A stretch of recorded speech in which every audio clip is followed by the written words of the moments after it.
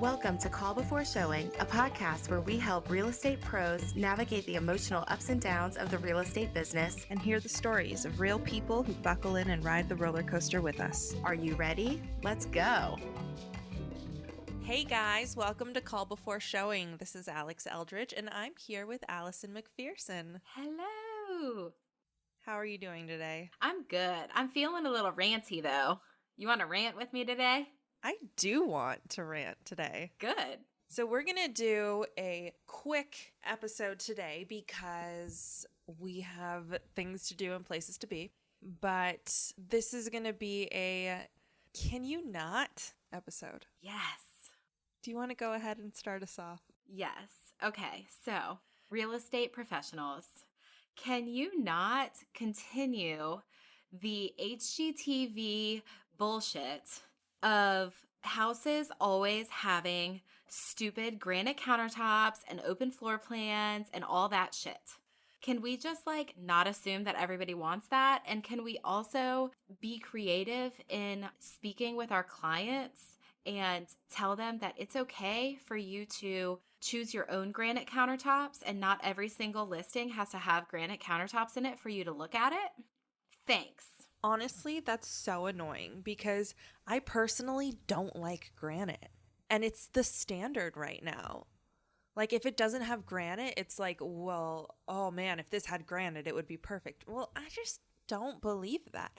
In my last kitchen, I had butcher's block, and I thought it was really cute. It's one of those things that, if a house is priced appropriately, no matter what, even if it doesn't have granite countertops, you can put granite countertops into space for very inexpensive, and you can even choose the color that you want, and you don't have to go with whatever the seller or the seller's agent decided they needed to put into list, because I've been seeing some houses lately with granite countertops that don't match the house at all. And it just looks like crap. And then, the buyers are like, oh, I don't like this because it doesn't match the wall color or it doesn't match the cabinets. Yeah, that is really annoying because there's this whole idea of oh, it has to be move-in ready. But if you're about to switch out the countertops and paint and put in carpet and all of this stuff right before you sell it, chances are you're not going to pick what that buyer wanted or would have chosen. So just sell it like it is, not as is, but I totally get what you're saying. I think that is crap a lot of the times. And I've never been on board, but I've always been told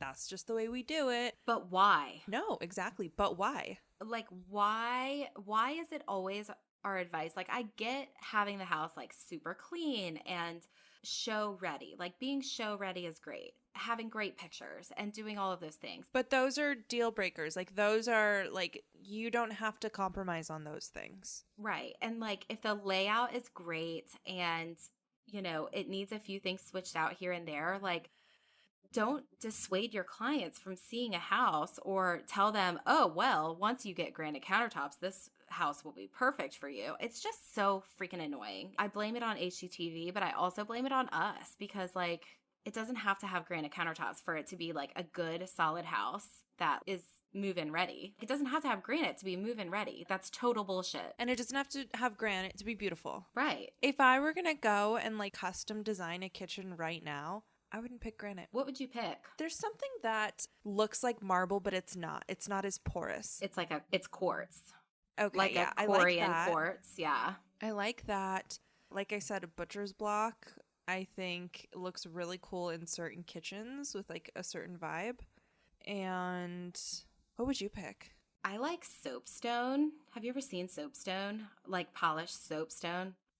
Ooh, concrete. Concrete would be cool. Yeah. My sister has a soapstone countertop and it is awesome. But you do have to do some extra maintenance to it and stuff like that. It basically has a matte finish almost. It's a little bit leathery. So if you've ever seen the granites that have the leather finish on it. I like this. It's really pretty. It's really cool. It kind of looks like a worn, I don't want to say distressed because it looks beautiful, but a worn concrete. Yeah. Hers is black and it has some white veining through it and it's really pretty. Like this? Yeah. Yep. Our listeners can't see that, but so a little bit of behind the scenes on how we record is we go on Skype so that we can see each other's faces.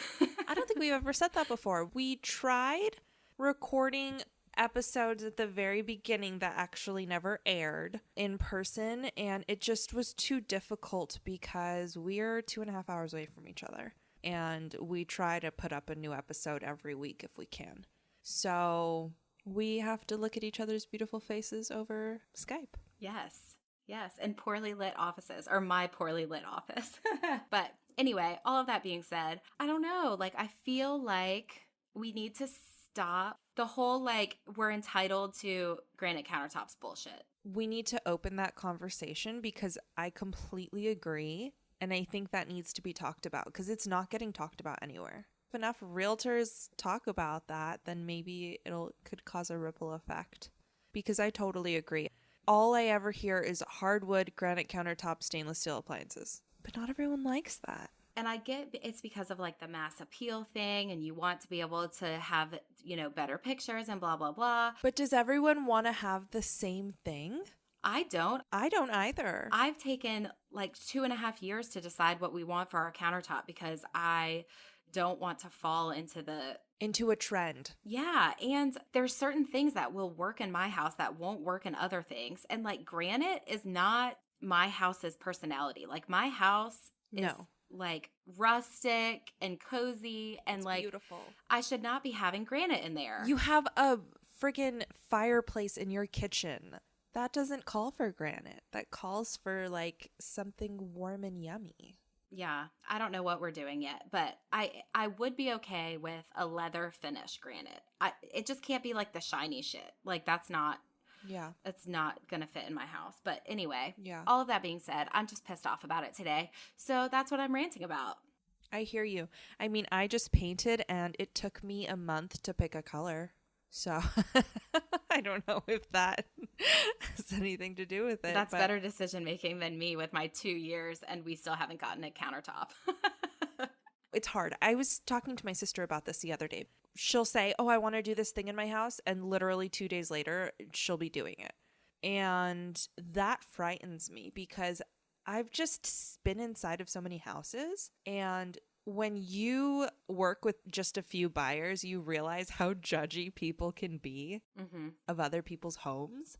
And it just makes me like it makes me kind of nervous about doing anything in my house because I know no matter what, people are going to hate it. So I just kind of have to get over that. Well, and so much of it is like, if you want to do something for your own enjoyment, like it's worth the money to do that. Yeah. All the time. Speaking of which, I want to wallpaper my powder room, and I want to put like a funky, cool pattern in there. And I know that you love wallpaper. Yes.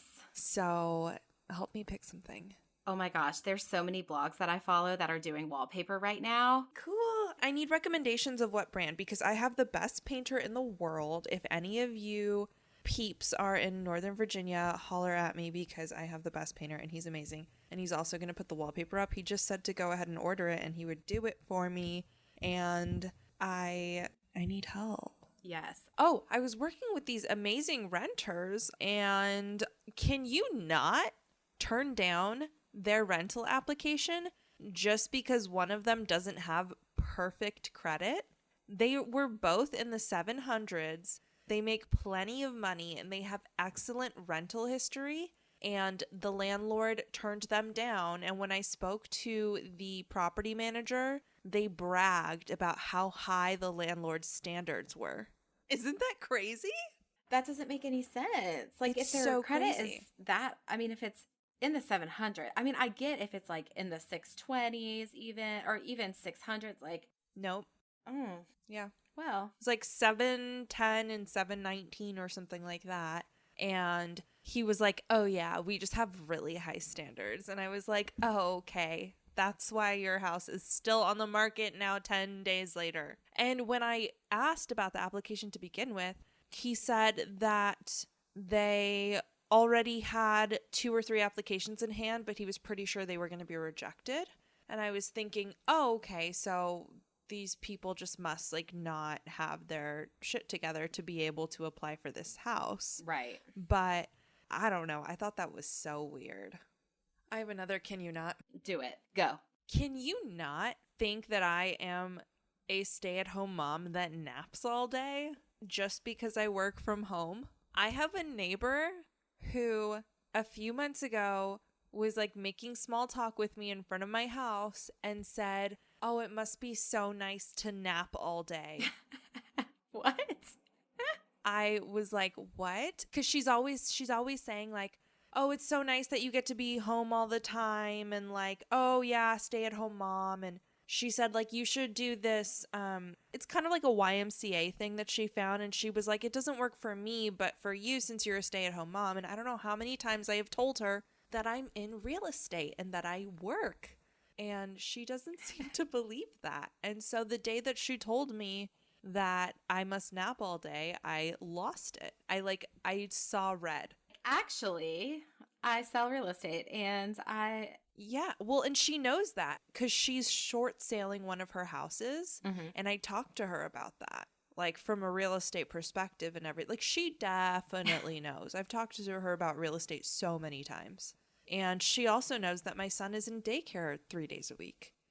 Like, why would I put my son in daycare 3 days a week so that I could come home and nap? Are you that kidding actually me? sounds delightful.